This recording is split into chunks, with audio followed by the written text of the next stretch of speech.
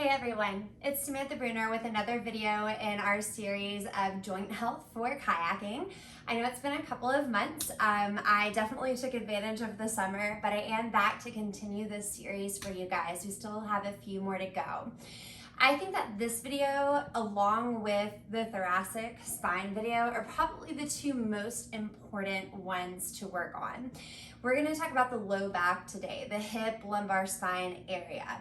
It is the area that is the most affected by kayaking, but it's compounded by our daily lives. So whenever we're in our boats, if you're like me, you're going to be pretty tight. You want your feet to touch, you want your knees to touch, you want your hips to touch.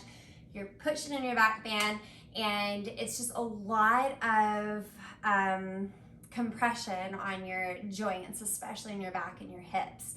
So if we don't take care of our low back, a lot of things can happen here, more than any other joint in our body or any other area, in my opinion. You can get slipped discs, you can get pinched nerves, which lead to sciatica, and your sciatic nerve goes all the way down your back, the back of your hips, down the back of your leg, and it can go all the way into the bottom of your foot. Of course, you get pulled muscles. The front of your hips get really tight as to where your back muscles get strained. And it's really important that we keep them strong because our back muscles are what helps us most in kayaking. Especially with creeking season coming up, you're gonna want to have a good, strong low back for the back extension that's needed in things like boofing and stuff like that. Honestly, it's important for every part of kayaking if you're going to be able to do big tricks, big boofs, must make moves on the river, anything like that. So this is definitely where I start with most of my clients that come to me, is opening up their hips and getting their hips strong, whether you're a kayaker or not. So I have this video broken down into 3 different sections. One, of course, is the mobility section. You can do this any day of the week, and I definitely recommend doing it after kayaking. So I'm filming this on a Monday. Monday is my mobility day after a long weekend of kayaking, just to get the hips moving, the joints lubricated, and just to make it feel a lot better. So whenever we do the mobility, we're working on flexibility as well, but we're getting a lot of nutrients into that area that we're working on, and that helps to push out a lot of the pain and stiffness, and it helps to just bring in a lot of recovery, a lot of nutrients that aid in recovery. So the second section is going to be a beginner's hip stability program. It's just about 3 exercises that you can do. You can do these 2, 3, 4 days a week. I just wouldn't necessarily do them right after kayaking. And then the third section will be a little bit more of an advanced one.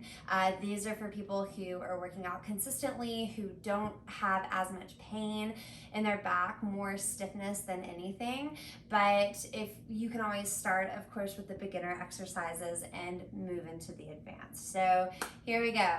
Hip mobility. The first thing, I never have people go into a full pigeon. However, pigeon pose is really good to release the hips. You have this muscle, it's like right here. It's called piriformis, and it can definitely get aggravated whenever you are kayaking. That area gets pretty pinched, and that's what can create something called bursitis, which is just this fluid-filled sac in your hip socket, and it acts as the cushion between your femur and your hip socket. That thing can get really inflamed, and it can be super achy, and it's almost as if no matter what you do, you cannot stretch the area. It's so deep in the hip. This is something that will help prevent that, okay? So we're gonna do a modified pigeon. What you're gonna do is take one leg out about 90 degrees from the hip, knee is bent. I call this the cheerleading pose. You're gonna frame your torso with the knee that's out to the side, and you're just gonna lay over the knee. If that does feel good, you can take this into a full pigeon. I actually wouldn't move the knee. I would keep it more into the center of the body, not a traditional pigeon that you would do in yoga. This is one that's gonna be a lot more knee friendly. So all you would do is work on straightening the back leg, and you're gonna lay over. I would hold this stretch for about 10 seconds and then you can let off and come back into it, or you can just hold it for a full 30 seconds. So you would do that essentially on both sides. All you're doing is switching and folding forward. You will notice one hip will be tighter than the other. The next thing I'll have you do is take your feet in front of you about hips width apart, and we're just gonna do hip switches. So take your knees to one side, you're completely facing the side with your torso, and then you switch to the other. There's gonna be a little bit of a push back onto your hips as you come forward. Now that's really the basic one that you need, but if you want to take it further, you can come up, and what that does is it helps to open the front of your hip. So we're opening the back of the hips, opening the front of the hip. And if you've got really tight hips, this lift can be pretty aggressive. So again, it's just something that you can work into. Okay, gotta look at my cheat sheet. The next thing I'm going to take you into is a half kneeling stance. If you've followed any of my videos for any amount of time, you'll know that I pretty much recommend this for anything. The front of our thighs get really, really tight. What that does is it pulls on your pelvis, it pulls on your low back, it can actually dislocate your back, and you can have a very strong back, but if your front of your hips are really tight, it can still pull on the back and create a lot of issues. So we'll come to half kneeling stance. For stability purposes, take that front foot and walk it a couple of inches away from you. So that way your stance is wide. You're gonna tuck your hips under. A lot of my clients call this the Elvis pelvis. And you're gonna take it forward and you'll feel the opening in the front of that leg. And you'll let off of it. This is one you wanna do 10 seconds, 3 times.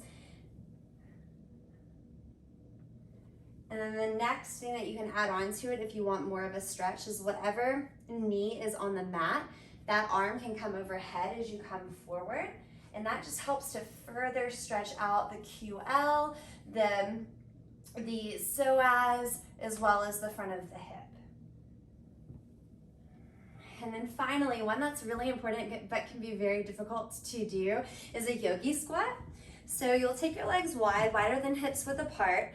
You're gonna angle your toes out to the side. The hard part here is coming down while keeping your heels on the ground. So only go down as far as you can go while keeping the hips on the ground.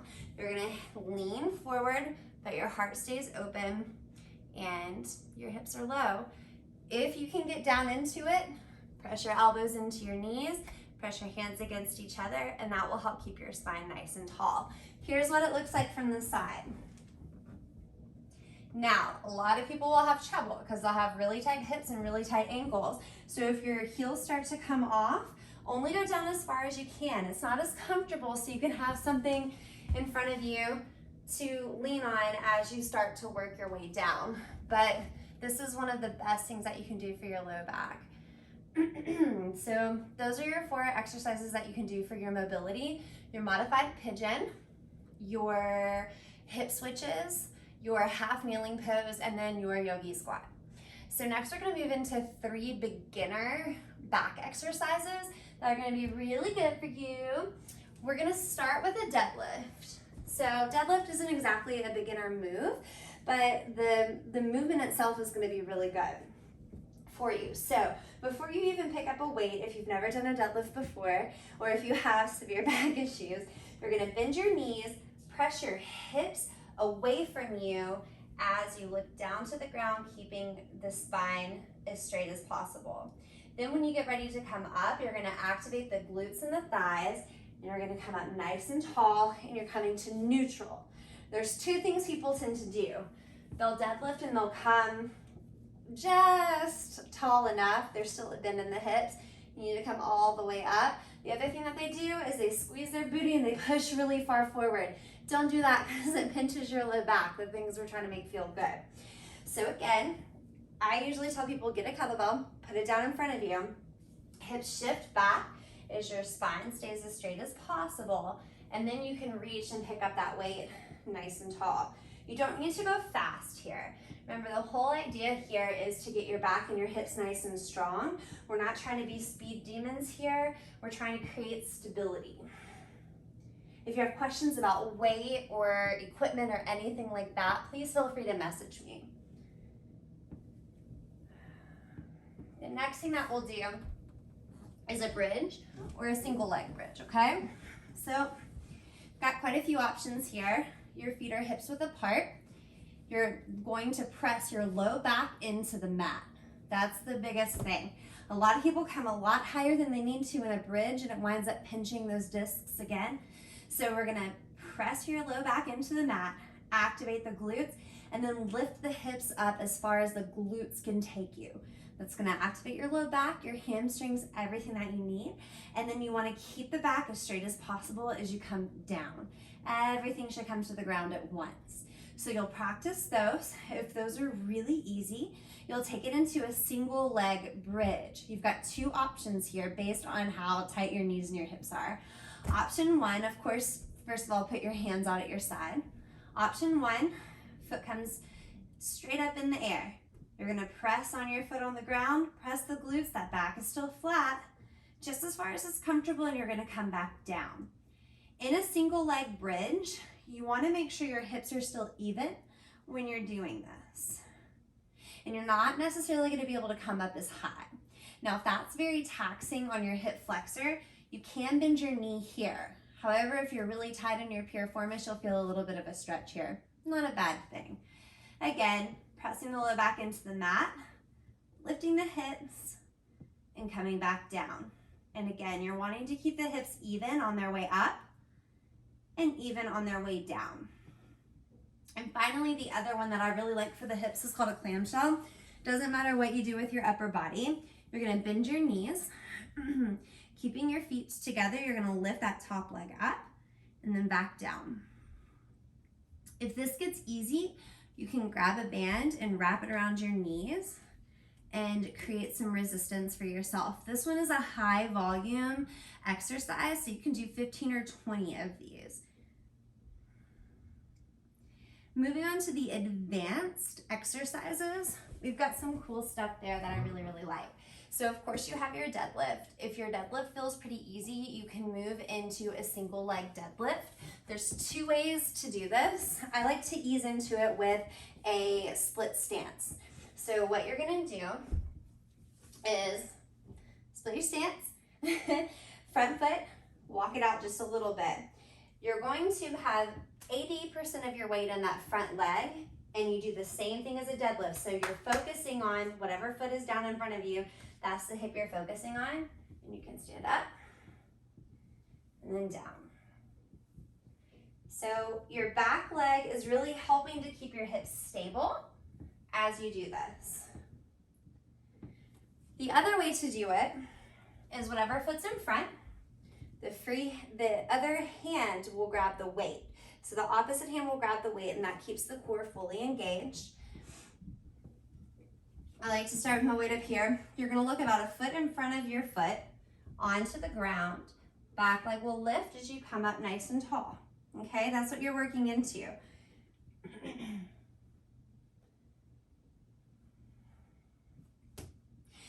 The elevated version of the bridge here is gonna be what's called a hip airplane.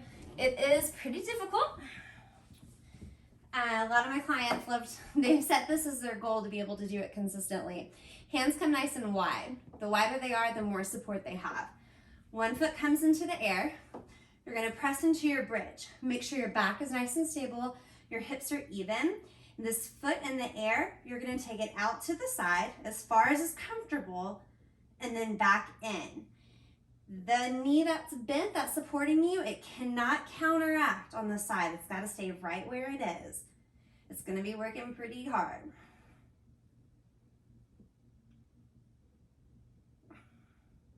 And if you want, you can bring your hips down in between the two. Finally, the final one that I have for the advanced is called a bear crawl. You're gonna be on all fours here. You can work into this forward and reverse. What you're gonna do is bring your hands under your shoulders. I'm gonna start at the end of my mat. Hands under your shoulders Knees under your hips. You're gonna tuck your toes and lift your knees up just a couple inches off the ground. I'm gonna step right hand, left foot, not a big step, so just one hand print forward. Then left hand, right knee.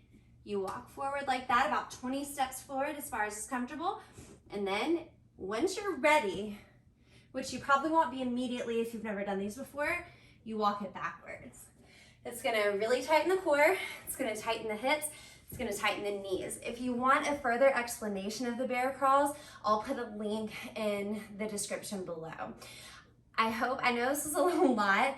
The back is a big deal, especially the low back, but I hope that it helps to benefit you in your kayaking and helping you to feel better. So make sure, again, you can do your mobility as much as you want, but your strengthening, do it a few days a week and you'll be set. Thanks.